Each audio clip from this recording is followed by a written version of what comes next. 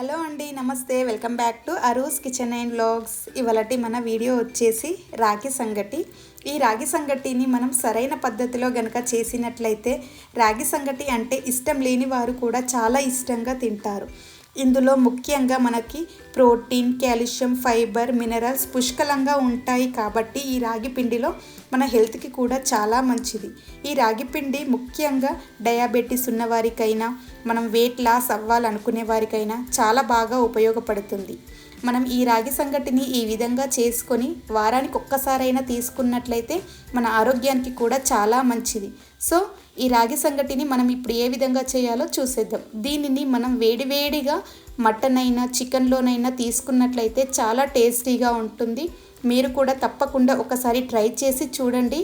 ఈ వీడియోని చివరి వరకు స్కిప్ చేయకుండా చూసేయండి. మరి ఇప్పుడు ఇది ఎలా చేసుకోవాలో చూసేద్దాం. దీనికోసం ఒక బౌల్ తీసుకొని ఇందులో ఒక చిన్న కప్పు వరకు రైస్ని తీసుకోవాలి. ఇక్కడ రైస్ అనేది మనం రెగ్యులర్గా ఇంట్లో వాడుకుంటాం కదా, ఆ రైస్ అయినా పర్వాలేదు, లేదా రేషన్ రైస్ ఉంటాయి కదా, వాటినైనా తీసుకోవచ్చు. ఇక్కడ రేషన్ రైస్ అనేది టేస్ట్ బాగుంటుంది ఈ సంగటికి. సో ఇక్కడ రైస్ తీసుకున్న తర్వాత వీటిని శుభ్రంగా కడుక్కోవాలి. 1-2 సార్లు బాగా కడుక్కొని వీటిలో మళ్ళీ వాటర్ వేసుకొని దీనిపైన మూత పెట్టుకొని మనం ఇప్పుడు దీనిని పక్కన పెట్టుకుందాం. ఇలా పక్కన పెట్టిన తర్వాత మనం ఇప్పుడు స్టవ్ పైన ఈ సంగటి చేసుకోవడానికి ఒక గిన్నె పెట్టుకోవాలి. ఈ గిన్నె పెట్టుకొని ఇందులో వాటర్ వేసుకుందాం. 1 కప్పు రైస్కి ఇక్కడ నేను 10 కప్పుల వరకు వాటర్ని తీసుకున్నాను. పాత రైస్ అయినట్లయితే మనకి ఇంకొక కప్పు ఎక్స్ట్రా పడుతుంది. 10 నుండి 11 కప్పుల వరకు వాటర్ని తీసుకోవాలి. ఇక్కడ వాటర్లో కొద్దిగా తగినంత సాల్ట్ని యాడ్ చేసుకోవాలి. సాల్ట్ వేసిన తర్వాత ఇప్పుడు మనం మూత పెట్టుకుందాం. వాటర్ బాగా మరుగుతున్నప్పుడు మూత తీసుకొని ఇందులో మనం ఇంతకుముందు నానబెట్టుకున్న రైస్ ఉన్నాయి కదా, వాటిని అంతా ఇందులో వేసుకోవాలి. రైస్ అంతా వేసుకున్న తర్వాత స్పూన్తో ఒకసారి అంతా బాగా కలుపుకోవాలి. ఇలా కలిపిన తర్వాత దీనిపైన మనం ఇప్పుడు మూత పెట్టుకుందాం. ఇప్పుడు స్టవ్ని మీడియం ఫ్లేమ్లో పెట్టుకోవాలి. ఇలా మధ్య మధ్యలో రైస్ని చెక్ చేస్తూ ఉండాలి. ఇప్పుడు మనం రైస్ని చూసినట్లయితే పర్ఫెక్ట్గా ఉడికిపోయింది. చూసారు కదా, మనకి చూస్తే తెలిసిపోతుంది. మెత్తగా ఉడికిపోవాలి. ఇలా ముట్టుకుంటేనే అలా అయిపోతుంది కదా, ఈ విధంగా అయిపోయేంత వరకే ఉడికించుకోవాలి.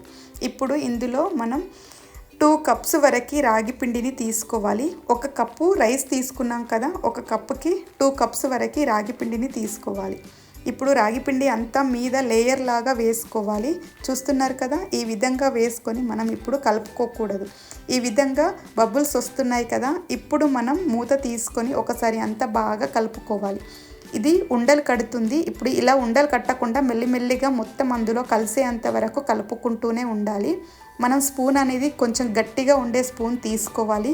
తెడ్డు లాంటివి ఉంటాయి కదండి మనకి, అలాంటివి అయినా సరే, లేదా ఇలా చెక్కతో చేసినవైనా కొంచెం తీసుకొని బాగా కలుపుతూ ఉండాలి. ఈ విధంగా ఉండలు కట్టకుండా మొత్తం కలుపుకోవాలి.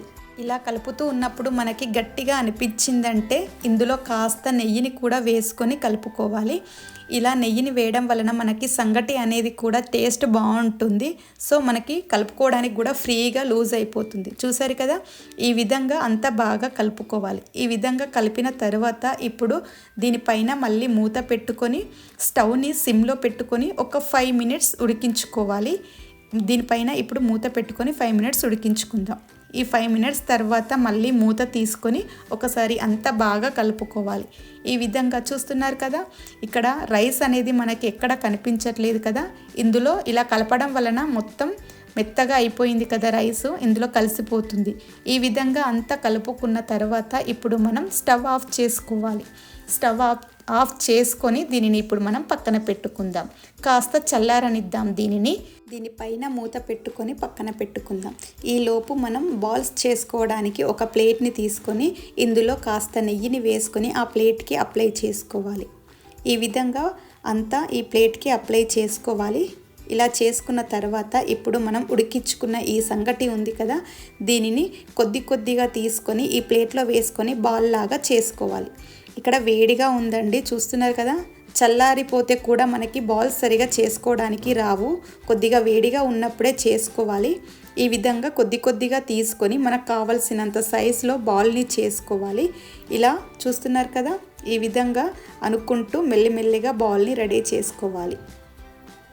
చూసారు కదా, పిండి అనేది మనకి వేడిగా ఉంటుంది కాబట్టి ఈ విధంగా స్లోగా చేసుకోవాలి. మనకి కావలసినంత సైజులో చేసుకోవాలి, ఇలా బాల్స్ని చేసుకోవాలి. సో ఈ విధంగా మిగిలిన పిండి అంతా చేసుకోవాలి. చూసారు కదండి, ఇక్కడ నాకు 1 కప్పు రైస్కి 2 కప్పుల పిండికి ఇక్కడ 6 బాళ్ళు వచ్చాయి. చూసారు కదా, ఇంతే అండి. చాలా సింపుల్ అండ్ టేస్టీగా ఉండే రాగి సంగటిని ఏ విధంగా చేసుకున్నామో చూసారు కదా. మీరు కూడా తప్పకుండా ట్రై చేయండి.